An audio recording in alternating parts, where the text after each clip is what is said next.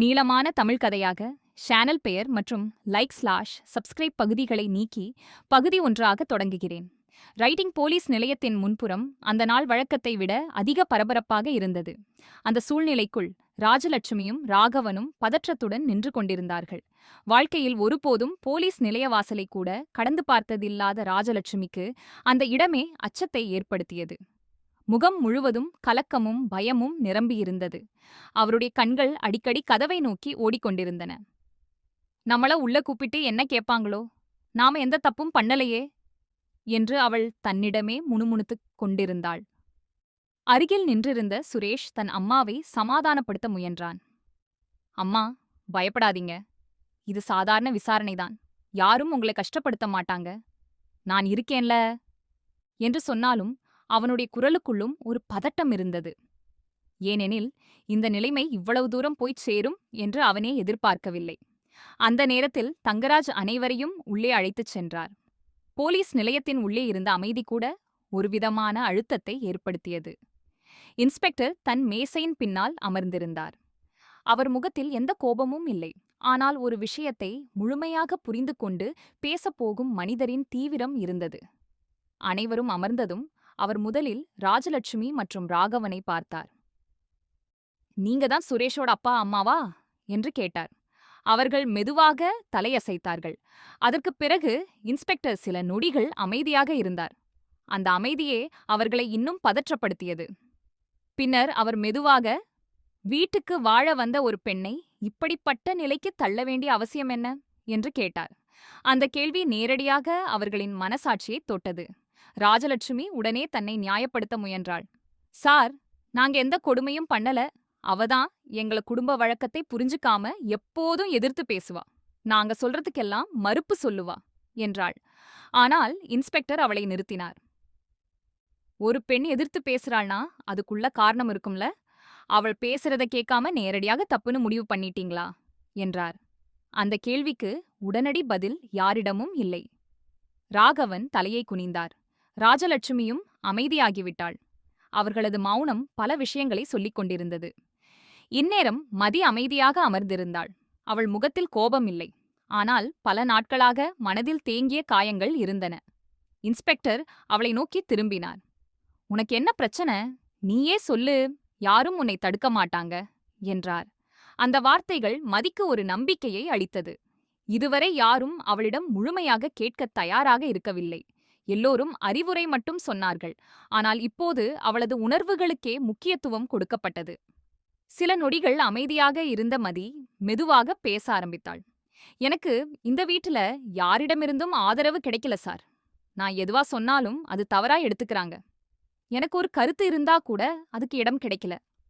நான் வேலைக்கு போறேன், அங்க ஒரு அழுத்தம். வீட்டுக்கு வந்ததும் இன்னொரு அழுத்தம். நான் ஒரு மனிதர்னு யாரும் நினைக்கவே இல்ல என்றாள். அவள் குரல் நடுங்கியது. ஆனால் அவள் ஒவ்வொரு வார்த்தையும் அந்த அறையில் இருந்த அனைவரின் மனதிலும் தாக்கத்தை ஏற்படுத்தியது. சுரேஷ் அந்த வார்த்தைகளை கேட்டபோது அவன் மனதில் ஒரு குற்ற உணர்வு உருவானது. இதுவரை அவன் தன்னை தவறில்லாதவன் என்று நினைத்திருந்தான். ஆனால் மதி பேசும் ஒவ்வொரு விஷயமும் உண்மையாக இருந்தது. அவன் பல நேரங்களில் மனைவியின் உணர்வுகளை புரிந்து கொள்ளாமல் விட்டுவிட்டான்.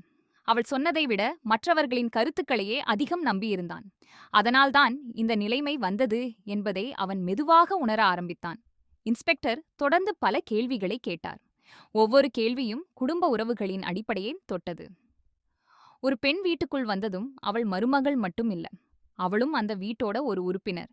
அவளுக்கு மரியாதை கொடுக்காம எப்படி அவளிடம் மரியாதை எதிர்பார்க்க முடியும் என்றார். அந்த வார்த்தைகள் ராகவனுக்கும் ராஜலட்சுமிக்கும் நேரடியாகப்பட்டது. அவர்கள் இதுவரை அந்த கோணத்திலே யோசித்ததே இல்லை.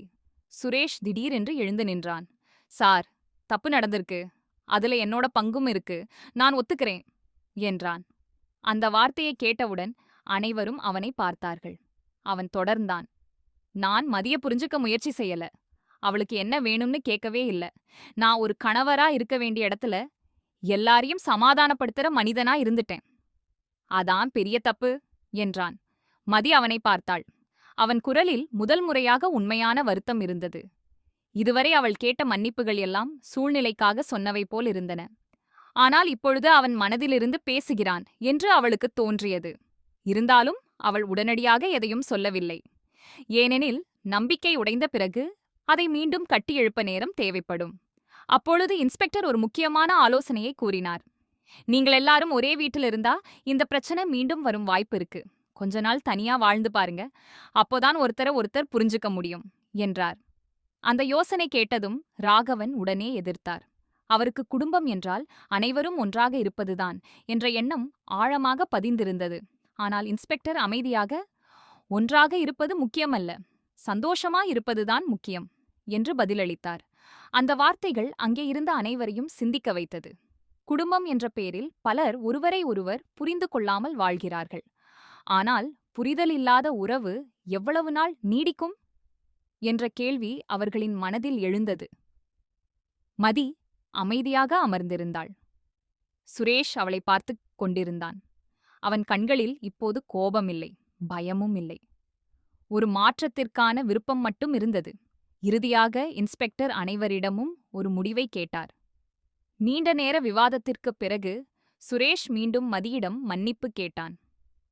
இந்த முறை அவன் சொன்ன வார்த்தைகள் வெறும் சமாதான முயற்சியாக இல்லை. நான் உன்னை புரிஞ்சுக்க முயற்சி செய்றேன். நமக்குள்ள நடந்ததையெல்லாம் மறக்க முடியாது. ஆனா அதிலிருந்து கற்றுக்கிட்டு புதுசா ஆரம்பிக்கலாம் என்றான். மதி எந்த பதிலும் சொல்லாமல் அமைதியாக இருந்தாலும் அவள் முகத்தில் இருந்த கடினம் கொஞ்சம் குறைந்தது. அந்த நாள் போலீஸ் நிலையத்தில் நடந்த உரையாடல் ஒரு புகார் விசாரணையாக மட்டுமில்லை. அது ஒரு குடும்பம் தங்களுடைய தவறுகளை கண்ணாடியில் பார்த்த நாள். ஒவ்வொருவரும் தங்களுக்குள் என்ன தவறு நடந்தது என்பதை சிந்திக்க ஆரம்பித்த நாள். அதற்குப் பிறகு என்ன நடக்கும் என்பது இன்னும் தெரியவில்லை. ஆனால் ஒரு மாற்றத்தின் விதை அன்றே விதைக்கப்பட்டிருந்தது.